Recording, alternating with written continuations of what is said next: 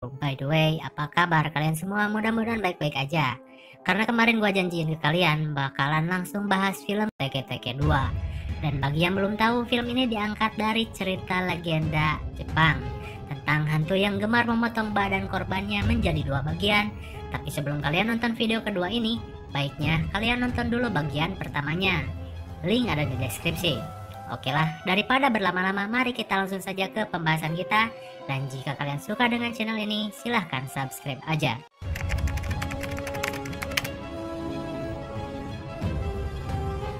Film kedua ini diawali dengan flashback yang terjadi di serial pertamanya kemarin. Disebutkan bahwa ternyata teror Teke-Teke masih berlanjut. Meski kemarin batu nisannya sudah didirikan kembali oleh Kana dan juga almarhumah sepupunya yang meninggal di sabet Teke-Teke. Lalu jika kalian masih ingat dengan laki-laki ini, ialah lelaki yang di episode 1 membantu Kana dan sepupunya untuk keluar dari kejaran Teke-Teke. Ia pun membaca sebuah buku tentang hantu tersebut yang disebutkan bernama Kashima Riko, yaitu adalah nama hantu dari Teke-Teke tersebut. Dan di sana dituliskan mantra untuk bisa bebas dari serangan Teke-Teke tersebut dengan mengucapkan nama Kashima Riko berulang-ulang. Namun itu tentu masih meragukan. Kemudian, lelaki tersebut kepikiran untuk mengunjungi Kana, seorang wanita SMP yang dulu bermasalah dengan Teke-Teke, yang dikabarkan menjadi depresi dan takut dengan warna merah, setelah kematian sepupunya di depan matanya sendiri. Terlihat kini Kana sudah seperti orang gila, di kamarnya yang gelap ia terus termenung. Lalu lelaki itu bertanya, "Hei, apa kau masih mengingatku?" Lalu lelaki itu memberikan sebuah hadiah untuk Kana. Namun sialnya kado itu dibungkus dengan warna merah. Dan seketika Kana pun menjerit dan histeris.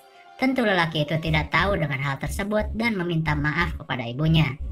Kemudian Kana kini sering menjalani terapi dengan diberikan resep obat dari dokter. Dan ia pun mengambil resep tersebut. Ia pulang ketika malam dan tetap trauma dengan warna merah. Sampai ia melihat lampu merah pun ia lebih memilih untuk memutar jalan. Aduh, kasihan sekali si Kana.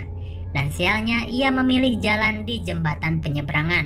Lalu samar-samar terdengar suara Teke-Teke dan angin yang berhembus. Kana tahu ia akan kembali bertemu dengan hantu itu. Namun kelihatannya ia sudah pasrah dan Teke-Teke itu pun menyabet Kana dan Kana mati seketika. Ya ampun, Kana pun akhirnya harus mati cuy. Karena ternyata cangkang obatnya berwarna merah. Gua gak nyangka Kana harus mati.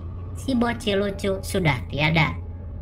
Dan film Teke-Teke 2 pun dimulai. Singkat cerita, di keesokan harinya kini cerita berfokus kepada dua siswi cantik yang bernama Riko dan Natsuki. Mereka berdua sama-sama siswi SMP yang satu sekolah dengan Kana. Mereka bermaksud untuk melihat TKP siswi yang mati terpotong di jembatan penyeberangan itu.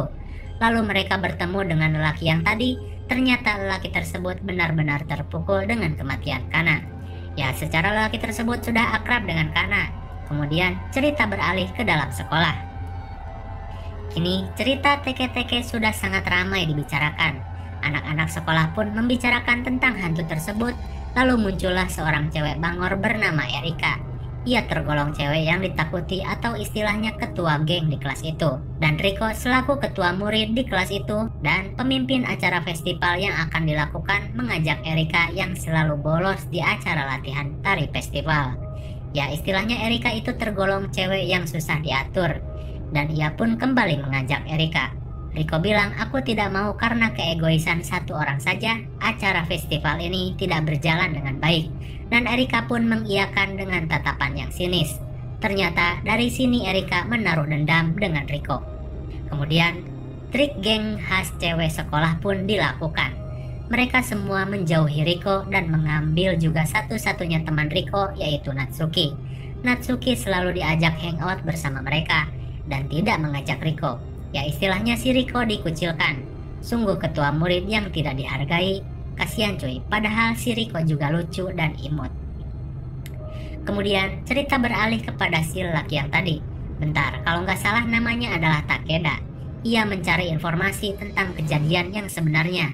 Lalu si profesor itu memberikan sebuah buku yang di dalamnya tertulis sebuah catatan, di mana dituliskan bahwa sebenarnya yang telah menyakiti Riko itu ada 3 orang. Dan saksi mata tersebut sebenarnya masih ada.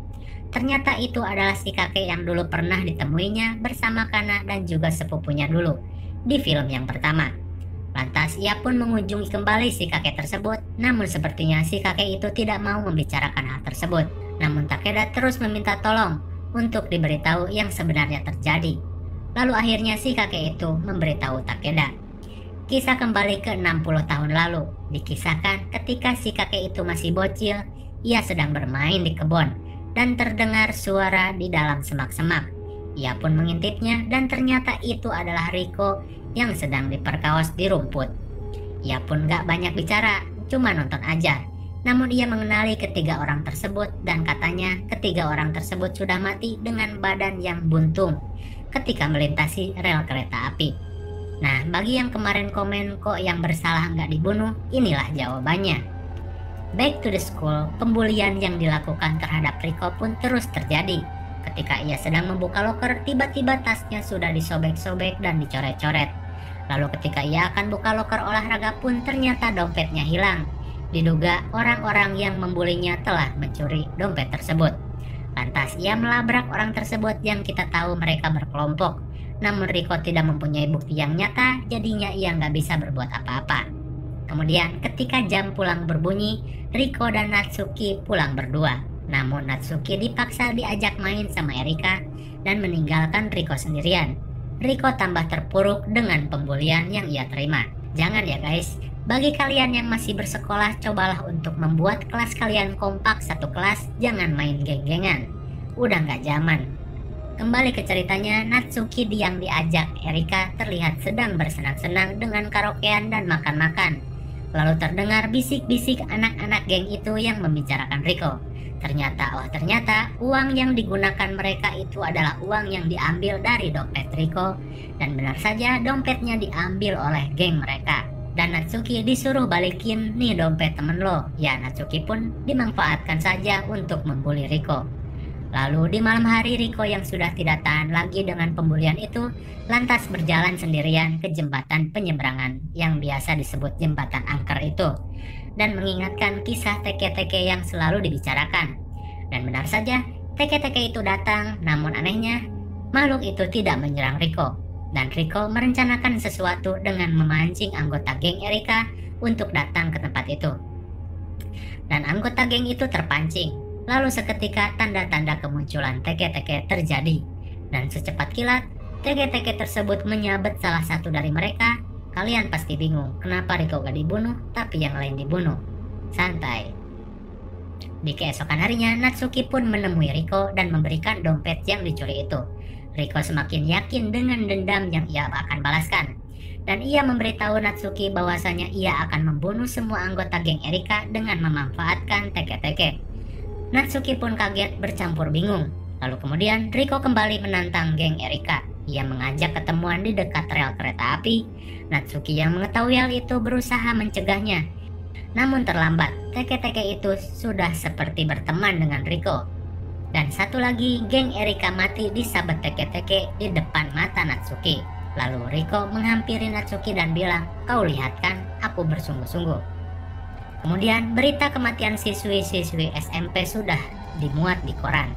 Lalu diperlihatkan almarhumah Kana dan Takeda sedang berdoa di depan foto Kana. Lalu datanglah Natsuki yang ingin mengetahui informasi tentang teke-teke terhadap keluarga Kana. Namun secara tidak sengaja ia bertemu dengan Takeda. Natsuki mengingatnya karena pernah bertemunya dulu. Lalu ia pun berbincang-bincang dengan Takeda dan membicarakan kejadian-kejadian yang terjadi, juga tentang pembunuhan teke-teke yang dilakukan oleh temannya yang bernama Riko. Lantas Takeda terkejut. "Hah, Riko? Nama panjangnya siapa?" Ternyata namanya adalah Nakashima Riko. Hampir mirip dengan hantu teke-teke itu yang bernama Kashima Riko.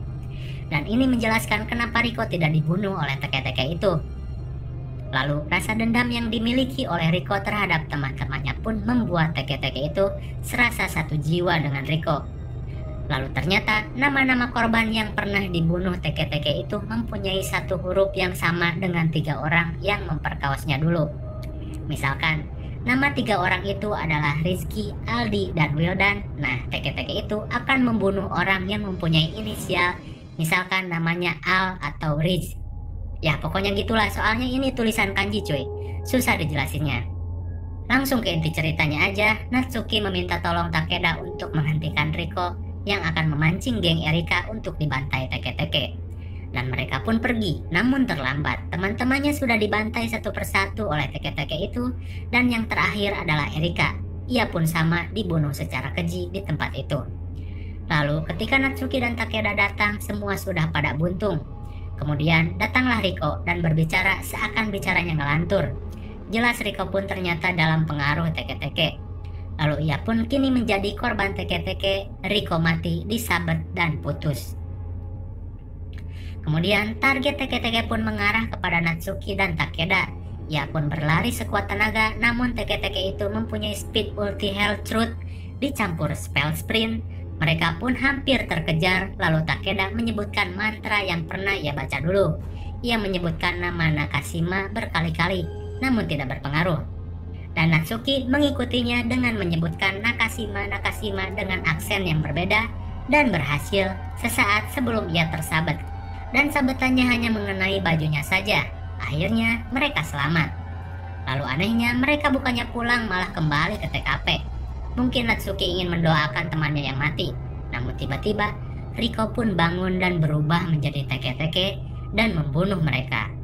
Dan film pun berakhir.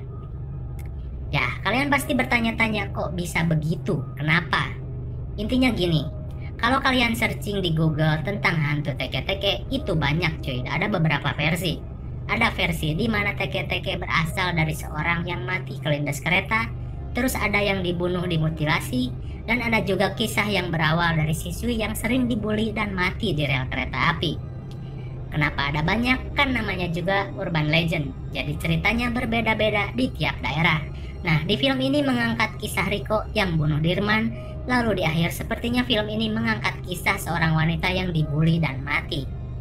Secara namanya aja Nakashima Riko, jadi bisa diartikan hantu Teke-Teke itu banyak, gak cuma satu, dan asal-muasalnya pun berbeda-beda. Ya, kurang lebih seperti itulah. Dan untuk nilai IMDb film Teke-Teke 2 ini diberi nilai 5,3. Dan untuk versi gua sendiri gua kasih nilai 7 karena cewek gemesnya makin banyak.